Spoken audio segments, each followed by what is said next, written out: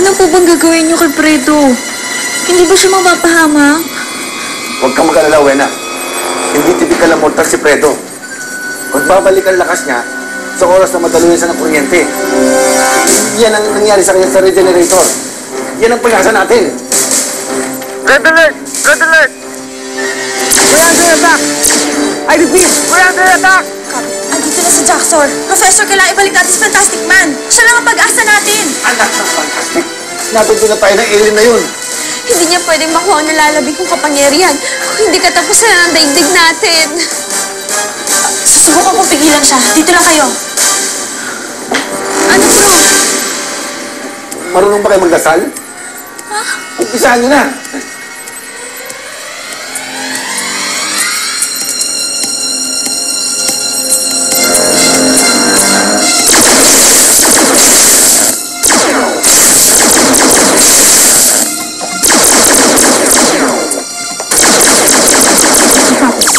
Ayun sila na. Wala na agawan nga pala natin laban sa kanya. If that's the rate, sigurado mauubos ang tao natin. We'll have to hold him off. Pero mauubos muna tayo. Bago natin mapalakas si Fantastic Man. Kailangan intayin natin na mapalakas muna ni Professor si Fantastic Man bago tayo kumilos dito. Tatapusin ko kayo lahat! Jackson! Hold your fire! Hold your fire, Agent! Jackson! Makinig ka sa sasabihin ko. Katapusan mo na, mortal! Alam ko kung anong kailangan mo. At kaya ko ibigay sa iyo yon. Anong may bibigay na katulad mo? Sa isang katulad ko? Alam ko kung bakit ka nandito sa daigdig namin.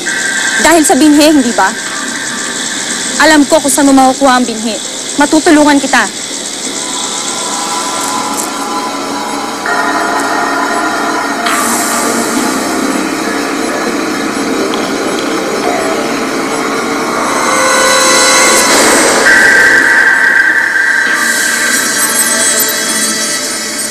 Fredo, kailangan manumbalik ang lakas mo. Hindi ko kakayanan ang laban na ito na ako lang. Kailangan ka ng mga tao. Kailangan kita, Fantastic Man. Masyado mabagal ang pagtaas ng kapangyarihan ni Fredo. Kulang na ang panahon. Tutulong na ako sa pagpigil kay Draxor. Pero, Wena, ikaw mismo, may napakalagayan mo para lumabang kay Draxor. Wala na tayo magagawa. Kasi na maabutan tayo ni Draxor dito hanggat di malakas si Fredo.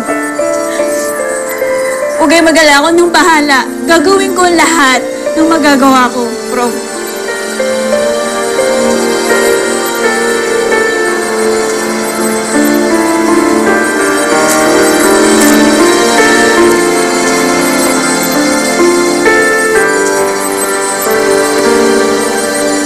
Wena, anak ng pantastiko.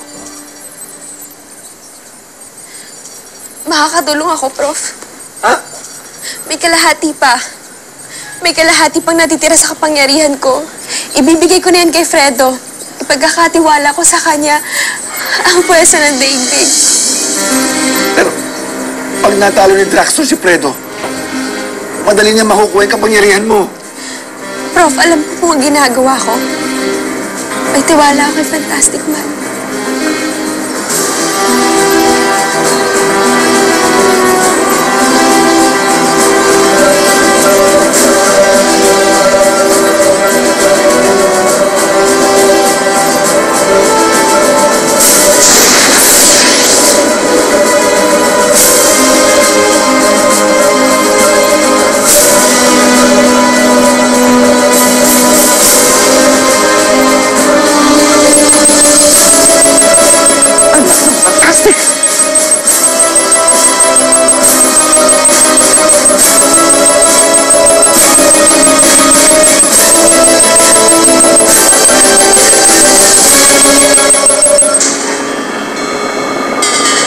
Sa akin ang kapangyarihan ng binhi.